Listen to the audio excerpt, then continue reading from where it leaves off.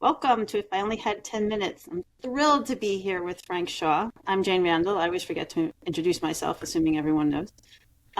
Frank, thank you so much for taking 10 minutes to be with us. You bet. It's great to be here.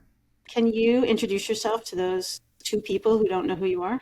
Sure, I'm Frank Shaw, and I'm the Chief Communications Officer for Microsoft. I've been in this role for, I guess, coming up on 17 years. Wow. 17. You've seen a lot, I would imagine. I mean, I I can't, have. Yeah, it's I, a ringside seat at the circus. I would, I would say, I would say. Let's jump in. And these AI, we do a few AI, we do a few fractional, but certainly for you, the AI questions are particularly interesting. So, as someone with a deep comms background, what is your gut reaction to AI generated messaging? Yeah, I think about AI generated anything just as an adjective that is less meaningful than it should be. Great messaging is great messaging, and we know bad messaging, and we know good messaging. Right. And whether you get there through uh, brainstorming, focus groups, quant research, or AI, what you're looking for is great messaging. And I Hmm. think that there's opportunities for AI to help with that. And I think people who use it poorly will end up with not great messaging. Right. And using it poorly would mean not including some human judgment and some other Right. elements, I would Not assume. asking, not asking the right question, not applying human judgment and understanding to it, just like you would with anything else. Right. You know, I was talking to somebody last night, and we were having a conversation about because there a lot of people are using AI for like relationship advice and different things.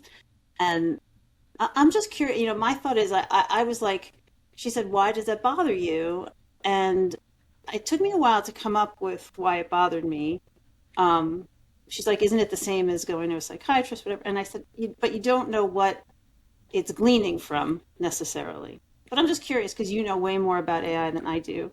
What are your thoughts? I mean, it's an interesting proposition, the loneliness and the this and that. I'm just curious if you have thoughts. Yeah, I mean, I think we all have thoughts on things like this. I think in general, like, you have to sort of think about things as a continuum. There is no doubt that somebody who is in need of any kind of mental health support and services will be best served by a human being who is really good at this. Period.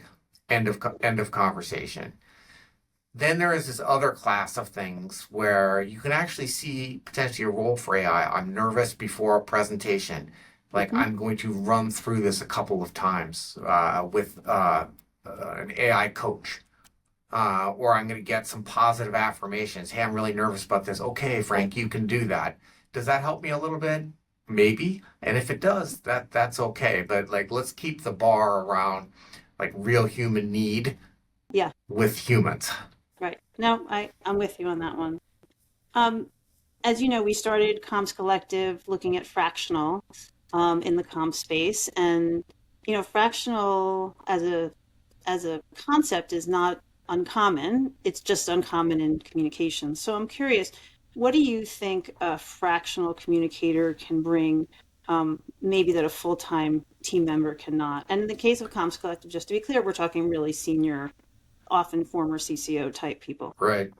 Yeah, I think obviously we have not had a chance to use fractional CCOs here yet, but we do get a lot of value in the external perspective that we get from some of our agencies and some of our advisors. Hmm. And the thing that I always remind myself of is that no matter how hard I might try, I am a creature of Microsoft. As my Right. job, I'm here 24/7. I am surrounded by this environment, and in that role, it's very difficult to retain true perspective. And so, what you get from people who are not 24/7 in that is a view into what we're doing and what the world is doing that is slightly different and so very, very valuable. That is, that's right. That's great. I mean, I have to give you so much credit for that because so many times, people get in trouble because they just keep like this, keep into their little Yeah. world and don't look outside. And whether it's they don't think they need to or they're nervous to or whatever it is, but I No. really kudos Yeah. to you. Perspective is the most valuable thing that we can bring. and it is the hardest piece to do. So, we have to work at it, and you get perspective in a variety of different ways. But a great way of getting it is from people who have different experiences and different 24/7s. Right. And who can deliver the messages that you can't, right? Right. Sometimes internal, sometimes when you're internal, it doesn't sound the same as, somebody Yes, else saying that's it. exactly right. I'm too familiar. Exactly. Um, so when does human storytelling matter the most to you, even with AI? Well, I think it's a great question, and you sort of think about the roles that we provide. And I think that even in a world that is AI rich, our ability to be, story finders, story creators and storytellers is just super high, and we can do that, with help from some of these new tools that are coming along. But at the end of the day, that story finding in particular is a very human activity. I'm not going to be able to send an AI out and talk to a set of engineers about nothing, just to Right. get a sense of like what do they care about, what are they doing. You know, uh, like when you're thinking about a story, you have to fall in love with it Yeah. first. You have to fall in love with the topic, and that's where you actually get the emotion. Yep. And so the ability to fall in love enough with something so you understand it and you can capture that emotion, and then you fall out of love with it so you can actually capture it in a somewhat Right. unbiased way, and then you can project it into the world, right? You can get help from AI with each of those, but it is just such an intensely human thing to do. Right. No, I have to agree. I mean, but it is a little scary for me, I say, because you find, it's such a good tool when you can't start something, right? It's so helpful to me if I just need a kickstart, for example. And I always want to be sure that I don't end up just relying on it. But and that's the way, right? Because you know that it has to have that human touch. Right. That's it. I mean, we always have to keep an eye on our own use of things for sure. How do you prepare for high stakes moments behind the scenes? Yeah, I think it's always a little bit different depending on the principle that we're working with, because everybody wants something different Okay. in those high stakes moments. Whether you're getting ready to go on stage for a speech, you're in the midst of negotiations, for a big deal or a big interview. I think that in some ways, our job is to be a little bit of a security blanket. You've done the work. You have to have done the work beforehand so that people are prepared. And then, in those moments before the thing happens, what we want to do is we want to set people up for success. Hmm. And, sometimes that means making casual conversation. Right. Sometimes it means saying something silly.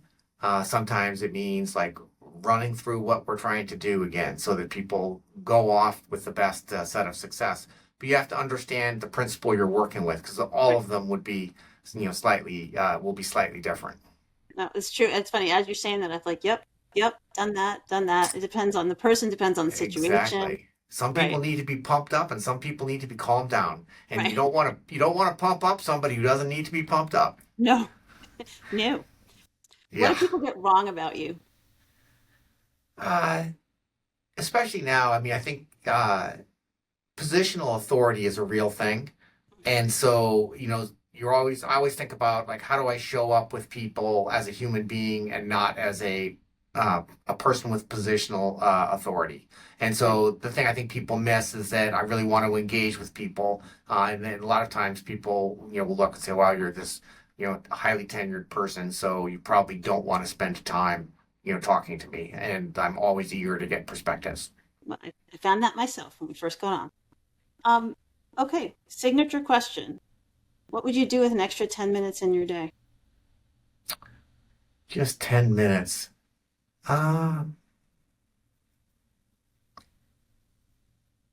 I would probably continue reading one of the books that I'm reading. Do you read fiction, nonfiction, business? What do you read?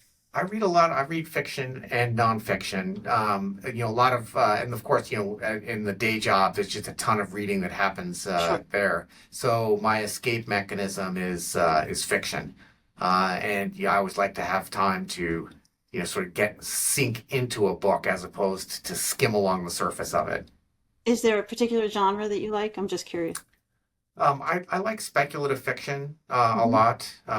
Sometimes people call it like science fiction or Right. fantasy, but it's very predictive in a lot of ways of the worlds that we're living in. And so I think that that's a good thing to keep an eye on. People imagine things, and then other people build them.